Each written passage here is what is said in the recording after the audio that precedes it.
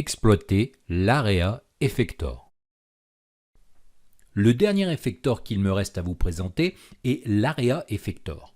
Alors ça va nous permettre tout simplement de positionner un effet à un endroit précis sur une certaine zone.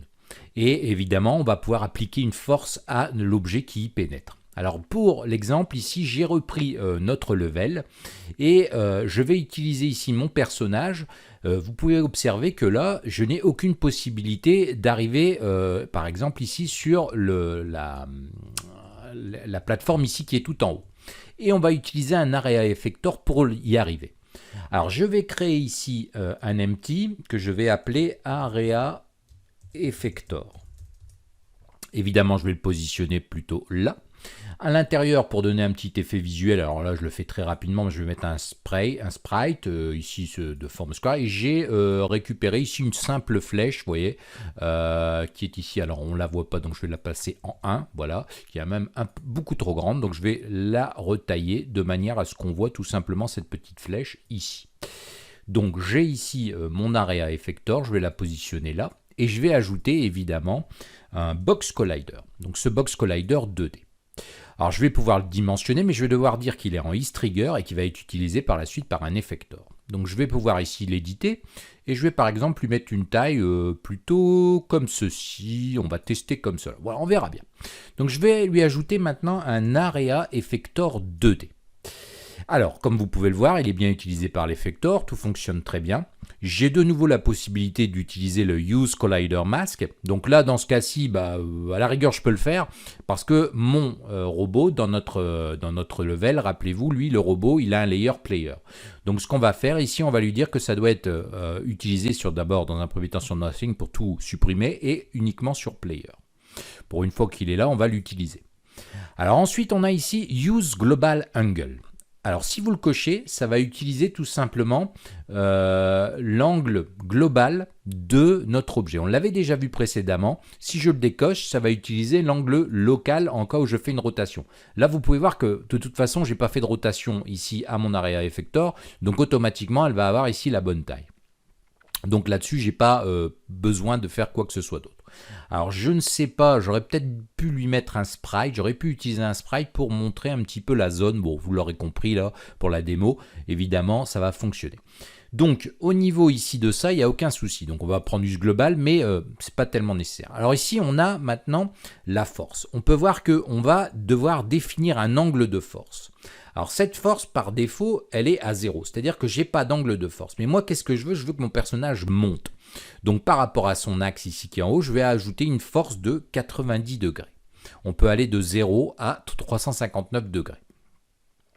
La force magnitude, alors ça va être la variation et la puissance que je vais lui donner. Donc on va essayer par exemple ici à 50. Donc déjà on va observer pour voir si ça donne quelque chose dans notre jeu. Donc j'avance avec mon personnage tout simplement et je rentre dans la zone. Alors on peut voir que rien ne se passe. En fait, ce qui se passe c'est qu'il se décolle et avec mon animation, en fait ça se joue en boucle, il ne se décolle pas assez.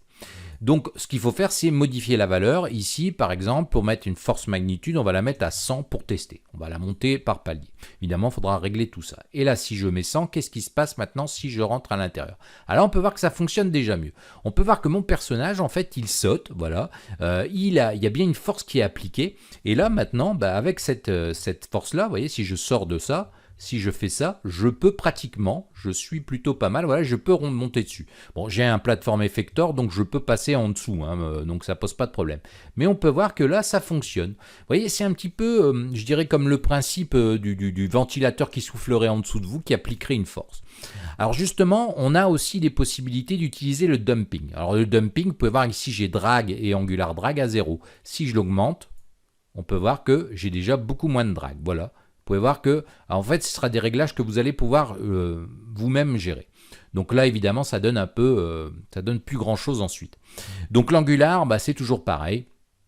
Ici, vous avez l'angular drag, c'est pareil, ça va être tout simplement le frottement angulaire lorsque vous avez un angle qui est opéré. Mais ici, de toute façon, il me semble qu'on avait frisé la rotation du personnage, donc ça risque pas d'arriver. Mais encore une fois, vous pouvez intervenir là-dessus, donc ça peut être assez intéressant. Alors vous avez aussi la force variation, donc là ça va être en fait une variation encore une fois qui va être, si on a un 0, on n'a aucune variation. Par contre si on met par exemple 50, on devrait avoir une variation de la force qui va être appliquée avec des à-coups je dirais, ou des choses un peu plus différentes. Vous voyez, on peut voir que on a un saut qui n'est pas tout à fait pareil. Mais en tout cas on peut voir tout l'intérêt de ça.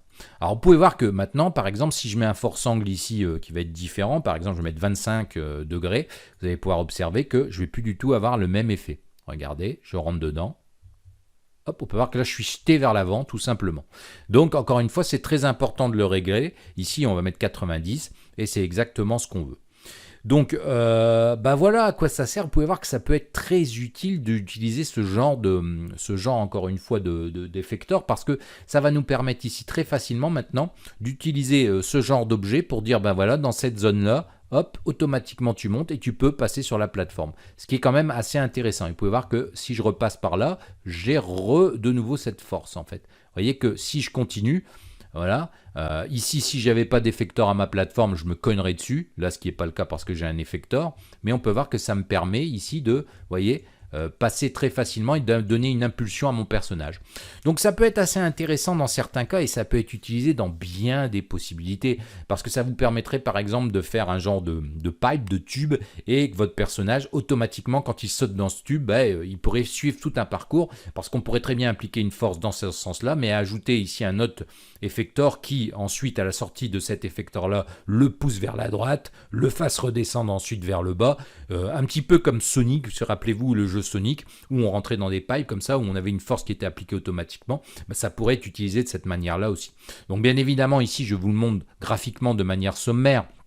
Il est certain que vous pourriez utiliser ça de manière un peu plus poussée graphiquement, c'est-à-dire qu'on pourrait ici mettre des flèches, une petite animation qui nous dit tout simplement si vous rentrez dans cette zone, vous allez être poussé vers le haut, et évidemment calculer tout ça, en tout cas rendre ça graphiquement beaucoup plus intéressant.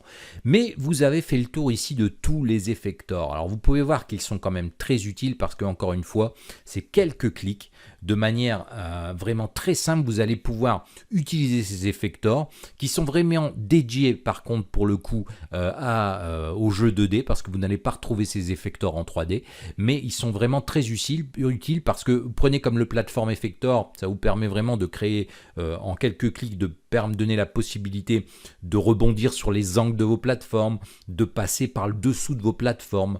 Vous avez le surface effector qui vous permet de tout simplement vous déplacer à la manière d'un tapis roulant. L'area effector, comme vous pouvez le voir ici, qui vous permet dans des zones d'appliquer une force à vos objets. Là, je l'utilise sur le personnage, mais ça peut être vraiment sur n'importe quoi. Vous avez vu tous les effectors, le buoyancy effector qui vous permet d'avoir un effet de flottaison, le point effector qui vous permet d'attirer ou pas des objets vers un point précis. Enfin, vous pouvez voir que au niveau des effectors, et on va dire que c'est assez c'est typique du développement de jeux 2D. On va les utiliser énormément pour avoir un gameplay et un level design assez sympa, en tout cas au niveau de nos jeux 2D.